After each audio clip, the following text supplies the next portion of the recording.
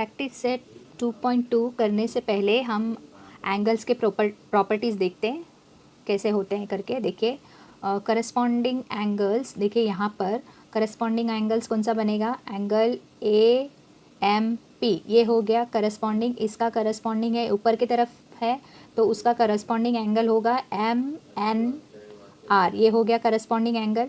और यहाँ पर देखिए ऊपर की तरफ ए एम क्यू और यहाँ पर ऊपर की तरफ एम एन एस, ये करस्पॉन्डिंग एंगल हो गए। अभी हम नीचे की तरफ देखेंगे, नीचे देखिए पी एम एन नीचे की तरफ हो गया, इसके नीचे की तरफ होगा आर पी बी, ये हो गया। अभी और एक पैर है उसका क्यू एम एन नीचे की तरफ है तो हम लिखेंगे एस एन बी, ये देखिए ये हो गए 4 करस्पॉन्डिंग एंगल्स। देखिए इस तरह से होना चाहिए, ये ऊपर की तरफ, ये भी ऊपर की तरफ, नीचे ये इस तरह होगा और ये नीचे की तरफ है और ये नीचे की तरफ है। ऊपर के तरफ का 2 होगा पैर और नीचे की तरफ के 2 पैर्स होंगे। तो अभी हम सेकंड का देखेंगे alternate angle. Alternate angle interior alternate angle इस तरह से होता है इंटीरियर का। तो यहाँ पर देखिए इस तरह से बनेगा ये interior angle P M N, ये हो जाएगा ऑल्टरनेट एंगल। यहाँ से देखिए एम एन एस, ये हो गया ऑल्टरनेट एंगल। अभी इसका हो गया सीधा जेड का, अभी उल्टा जेड का देखेंगे हम क्यू एम एन, ये हो गया। और इसका एम एन आर, ये हो गया alternate angle, interior alternate angle होंगे। अभी हम देखेंगे exterior alternate angle. Exterior alternate angle क्या होता है वो हम देखेंगे। यहाँ पर देखिए, यहाँ पर ये हुआ ऑल्टरनेट एंगल इस तरह से।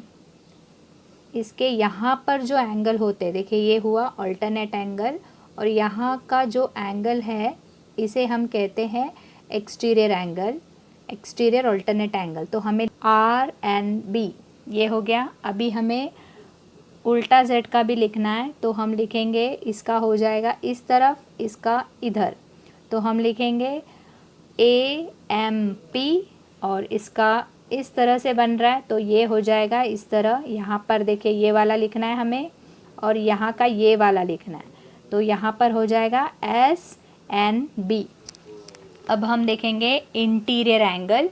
इंटीरियर एंगल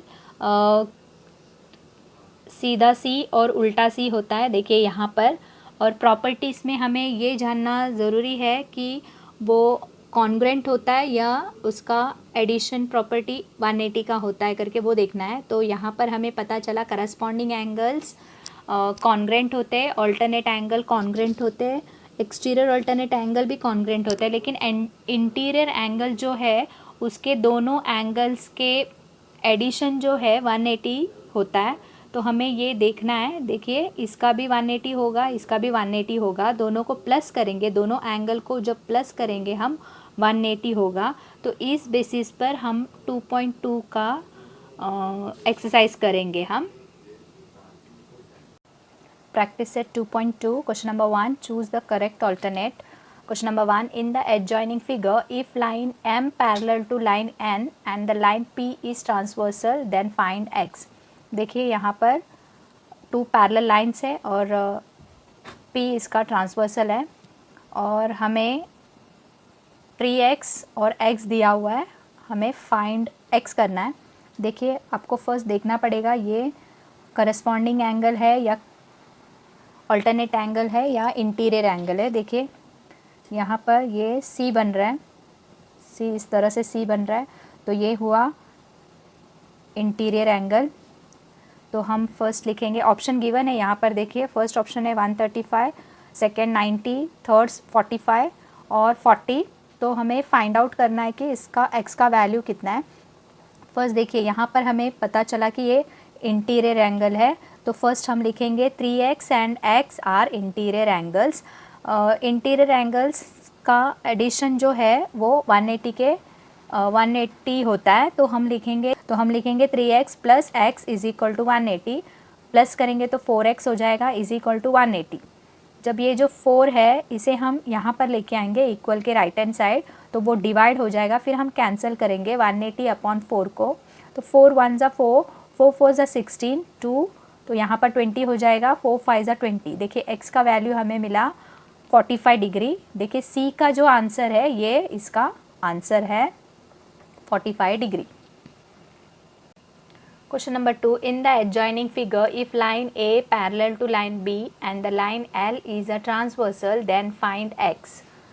देखिए A और B पैरेलल लाइन्स है, L जो है इसका ट्रांसवर्सल है, हमें फाइंड आउट x करना है।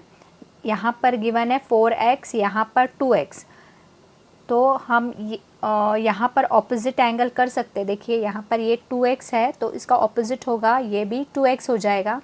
तो हम इस तरह से x का वैल्यू फाइंड आउट कर सकते हैं। लेकिन हम यहाँ पर m लिखते हैं, यहाँ पर इसका ऑपोजिट हो जाएगा ये।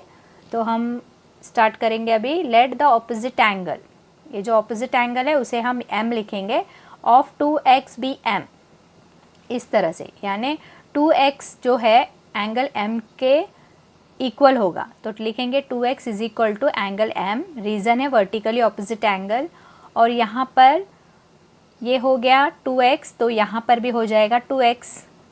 अब यहाँ पर देखिए ये जो है 4x और ये वाला m दोनों क्या बन रहा है, इंटीरियर एंगल बन रहा है। तो इस बेसिस पर हम इंटीरियर एंगल हमेशा 180 का होता है, तो दोनों को प्लस करने पर 180 होना चाहिए। तो हम लिखेंगे 4x plus m is equal to 180।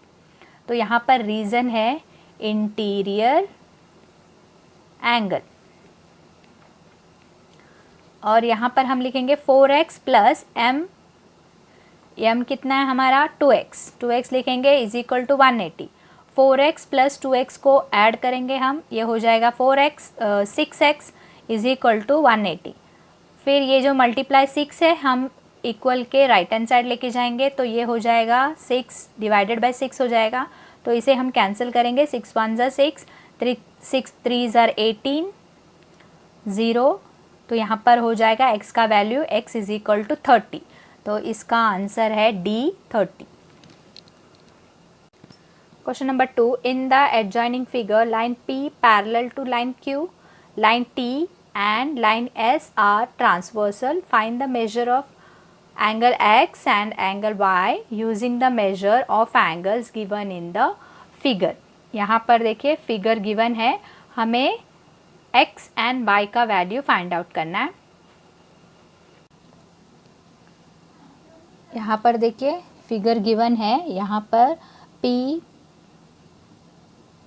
और लाइन Q पैरेलल है, यहाँ पर T भी ट्रांसवर्सल है और S भी ट्रांसवर्सल है। फर्स्ट हम T ट्रांसवर्सल लेके X को फाइंड आउट करेंगे, बाद में S को ट्रांसवर्सल लेके हम Y को फाइंड आउट करेंगे। देखिए स्टार्ट करते हैं हम। लाइन P पर पैरेलल टू लाइन Q, देखिए line P parallel to line Q और ट्रांसवर्सल क्या है T। जब हम ट्रांसवर्सल T लेंगे तो देखिए किस तरह से होगा। अभी यहाँ पर 40 डिग्री है, तो यहाँ पर हम A लिख के लेंगे, ये करस्पॉन्डिंग एंगल है। देखिए ये ऊपर के तरफ है, ये भी ऊपर के तरफ है, तो ये 40 डिग्री है तो ये भी 40 डिग्री हो गया। यहाँ पर हम लेंगे A लिखेंगे और यहाँ पर 40 है तो ये भी 40 हो गया। तो हम लिखेंगे angle A is equal to 40 degree. Reason क्या है, करस्पॉन्डिंग एंगल है, तो हम लिखेंगे ब्रैकेट में करस्पॉन्डिंग एंगल्स। अब देखिए यहाँ पर ये जो है ये दोनों इस तरह से ये लीनियर पैर बन रहा है हमारा, ये वाला एंगल और ये वाला एंगल, दोनों एंगल को हम ऐड करेंगे तो 180 होता है, इसे हम लीनियर पैर कहते हैं। तो देखिए यहाँ पर हमें A का 40 है और X का हमें फाइंड आउट करना है, तो हम इस तरह से लीनियर पैर से हम S फाइंड आउट कर सकते हैं। हम लिखेंगे अभी angle A plus angle X is equal to 180, reason है लीनियर पैर, और एंगल A है 40 degree plus angle X find out करना है हमें इज इक्वल टू 180। ये 40 है, इक्वल के राइट हैंड साइड चला जाएगा तो माइनस हो जाएगा, तो हम लिखेंगे 180 माइनस 40। तो माइनस करने पर हमें आंसर आएगा 140। तो हमें मिल गया angle X is equal to 140। X find out कर लिया हमने, अभी हमें Y फाइंड आउट करना है। देखिए Y फाइंड आउट करने के लिए हम किस तरह से करेंगे, देखिए ये हुआ P, ये Q, दोनों पैरेलल है। अब हम S को ट्रांसवर्सल लेंगे, देखिए ये है हमारा S ट्रांसवर्सल। तो यहाँ पर हमें गिवन है ये 70 है, हमें ये Y फाइंड आउट करना है। अगर ये 70 है तो यहाँ पर अगर एज्यूम करेंगे हम, यहाँ पर B ले लेंगे तो ये 70 है तो वो ऑपोजिट एंगल 70 हो जाएगा। तो फिर जब ये देखिए उल्टा C बन रहा है, यहाँ पर उल्टा C यानी सीधा C और उल्टा C यानी इंटीरियर एंगल होता है। यहाँ पर देखिए दोनों को हम ऐड करेंगे तो 180 होना चाहिए। दोनों को ऐड करके इंटीरियर एंगल से हम y को फाइंड आउट कर सकते हैं। तो हम देखेंगे अभी, देखिए line P parallel to line Q and line S is a transversal. तो यहाँ पर ऑपोजिट एंगल लेंगे हम, तो हम लिखेंगे यहाँ पर angle B is equal to 70 degree. देखिए ये B ले लिया हमने तो ये 70 डिग्री। रीज़न क्या है, ऑपोजिट एंगल्स। अब ये हो जाएगा हमारा, देखिए इस तरह से इंटीरियर एंगल हो जाएगा ये दोनों angle Y plus angle B is equal to 180 degree, दोनों का प्लस 180 डिग्री होता है। तो हम लिखेंगे इंटीरियर एंगल्स। यहाँ पर हमें B पता है 70 डिग्री है, तो हम लिखेंगे B की जगह पर 70 degree. Therefore angle Y plus angle B 70 degree लिखेंगे इज इक्वल टू 180।